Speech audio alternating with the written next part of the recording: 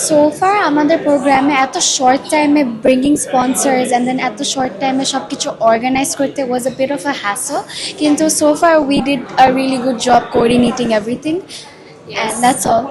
আমাদের এবছর লাইক আমাদের 100+ বলতে গেলে রেজিস্ট্রেশন 100,000 প্লাস হচ্ছে টিমস রেজিস্ট্রেশন করেছে, so which is wonderful, but at the same time we had to like Organize everything. আমাদের এখানে like university students from public and private সব ধরনের স্টুডেন্টস হচ্ছে পার্টিসিপেট করেছে, অ্যান্ড বলতে গেলে হ্যাঁ পিপল ফ্রম এভরি ব্যাকগ্রাউন্ড।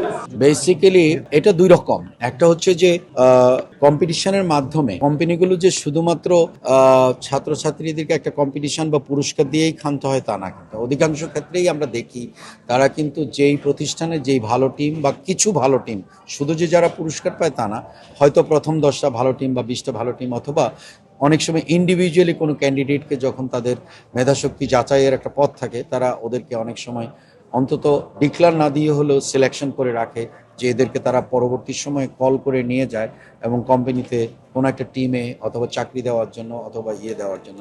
এটা খুবই ভালো একটা মেথড দেন একদিনের একটা ইন্টারভিউ, যেটা শুধুমাত্র কয়েকটা প্রশ্ন জিজ্ঞেস করে একটা মানুষকে সিলেক্ট করা। কিন্তু এটা হচ্ছে একটা পদ্ধতিগত দিক, যে একটা মানুষ একটা জিনিস নিয়ে অনেকটা স্টেপে এগিয়ে আসে এবং সেই স্টেপগুলো একটার পর একটা অতিক্রম করে যারা চূড়ান্ত পর্যায়ে আসে, এই বাচ্চাগুলোই কিন্তু কোনো একটা কোম্পানির কোনো একটা নির্দিষ্ট টিমে কাজ করার জন্য তারা উপযোগী হয়ে ওঠে।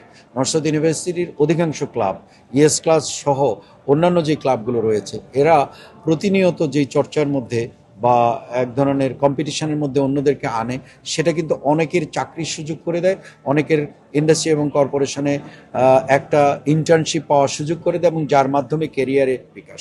মূলত মেধাশক্তির, চিন্তাশক্তির বিকাশ ঘটানো, আরও অনেক বেশি ইন্টেন্স প্রেশারের মধ্যে কাজ করা, ডেডলাইন ওরিয়েন্টেড কাজ করা, এগুলো কিন্তু একটা মানুষকে শিখতে হয়। ডেডলাইন ওরিয়েন্টেড হচ্ছে যখনই এরকম একটা প্রতিযোগিতা হয়, আপনি বলে দিচ্ছেন যে আমরা 7 দিন পরে এটার ফাইনাল কম্পিটিশনটা হবে। এই যে ডেডলাইন ওরিয়েন্টেড কাজ করা, এটা একটা মানুষের জন্য খুবই গুরুত্বপূর্ণ, যে within the deadline we can finish A project. That is what is very important for every individuals, those who are working with a target and they need to finish a particular project within a given time. এটা যদি না থাকে, pressure যদি না থাকে, আমাদের মেধাশক্তির কখনো উন্নতি হবে না। আমরা আমাদের দেশে দেখি, আমাদের মূল শিক্ষা ব্যবস্থার মধ্যে একটা ব্যবধান হলো এটাই, যে শিক্ষা ব্যবস্থাটা হচ্ছে অনেকটা পরীক্ষা কেন্দ্রিক এবং শুধু পরীক্ষার উপরে বিবেচনা করে আমরা একজন মানুষকে ভালো বা মন্দ বলি।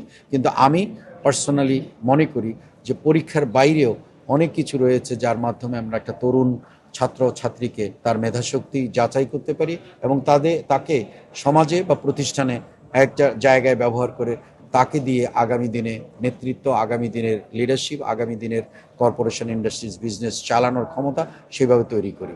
আমাদের দেশের কিন্তু মিড লেভেল ম্যানেজার থেকে উপরের লেভেলের ম্যানেজারের শর্ট। আমাদের অনেক এন্ট্রি পয়েন্টে অনেক ছাত্রছাত্রীরা কাজ করে, কিন্তু ইন্ডাস্ট্রিগুলোর দিকে যখন তাকাই, তখন আমরা দেখি যে অন্য দেশের লোকজন আমাদের দেশে কাজ করছে।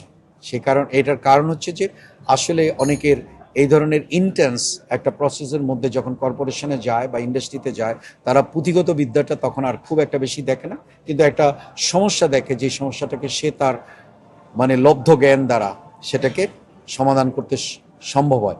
তারাই সক্ষম, যারা টিম ওয়ার্ক করে, তারাই সক্ষম হয়, যারা আগে থেকে এই বিশ্বভিত্তিক জ্ঞানকে প্র্যাকটিক্যালি ব্যবহারিক জ্ঞানের মধ্যে এনে কাজ করতে পারে, তারাই কিন্তু সম্ভবপর হয় যে প্রতিষ্ঠানের পরিবর্তন করা, প্রতিষ্ঠানের উন্নতি করা, এবং সামগ্রিকভাবে একটা প্রতিষ্ঠানের গ্রোথ হলে আমরা দেখি যে সেই সেক্টরটা এগিয়ে যায় এবং তাতে আমার দেশের অর্থনীতি এবং দেশটাকে এগিয়ে নিয়ে যাওয়ার জন্য আমরা সবসময় বলি যে এই মাধ্যমটাই হচ্ছে একদম সময় উপযোগী, যোগ উপযোগী, যেটা আমাদের সবাইকে সব শিক্ষা প্রতিষ্ঠানে করা উচিত বলে আমি মনে করি। নিরপেক্ষ, সত্য প্রকাশে আপোষহীন।